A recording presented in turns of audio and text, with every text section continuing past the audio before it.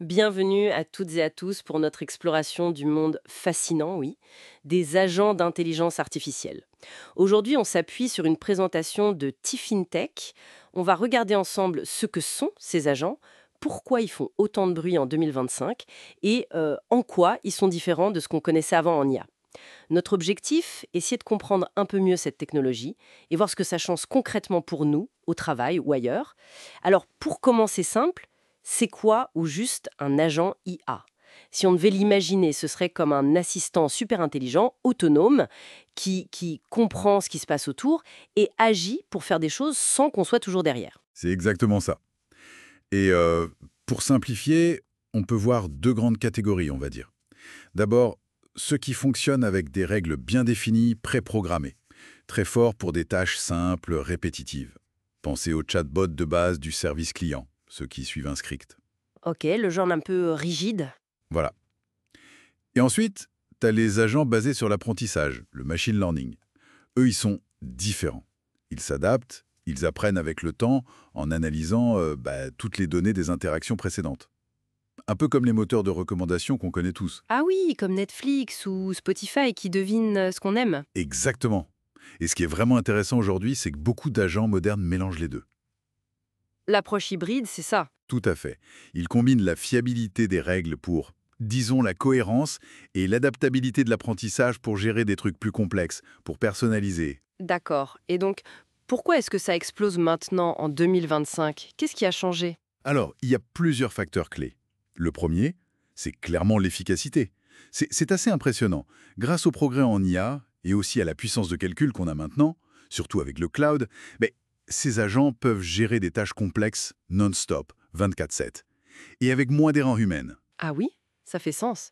Il y a des chiffres là-dessus? Oui, une étude de McKinsey parlait de gains de productivité potentiels de 20, voire 40% dans certains domaines. Souvent grâce à cette approche hybride d'ailleurs. Pas mal. Et le deuxième point? La personnalisation. Elle est devenue bien meilleure. Avec les masses de données qu'on a et des algos plus fins, ils peuvent vraiment offrir des expériences sur mesure. Et ça, les clients aiment, j'imagine. Absolument. La Harvard Business Review disait que ça pouvait booster l'engagement de façon significative. D'accord. Efficacité, personnalisation, autre chose. Oui, troisièmement, l'innovation. Ça ouvre des portes dans plein de secteurs. La santé, par exemple. On les utilise pour aider au diagnostic précoce. Le MIT Tech Review a publié des exemples sur la détection de cancer. Ou dans la finance, pour repérer les fraudes en temps réel. C'est vrai que ça peut transformer pas mal de choses. Et il y a aussi leur capacité à s'adapter, non? Exactement. Dernier point, mais pas des moindres. Ils apprennent en continu. Dans un monde qui bouge tout le temps, c'est crucial pour affronter les défis de demain, même ceux qu'on n'a pas prévus. Ok, c'est plus clair sur leur potentiel. Mais j'essaye encore de bien saisir la différence fondamentale avec les IA d'avant. Qu'est-ce qui a vraiment changé dans leur fonctionnement?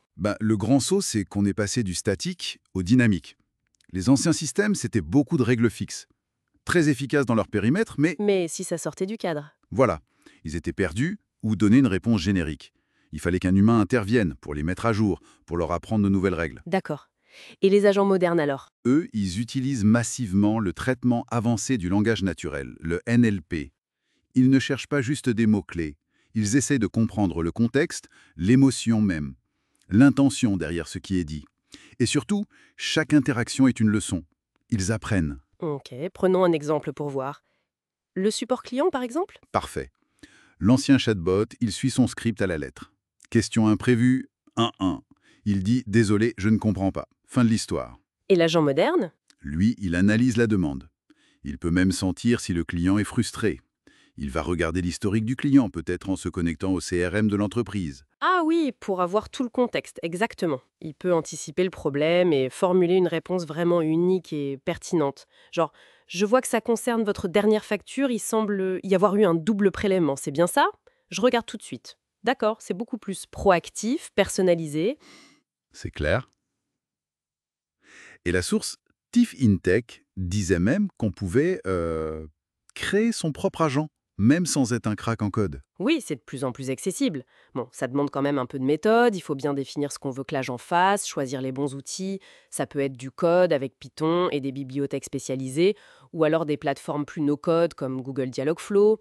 Ensuite, il faut penser à comment il va fonctionner, préparer les données. Les données, c'est le nerf de la guerre, j'imagine. Toujours H.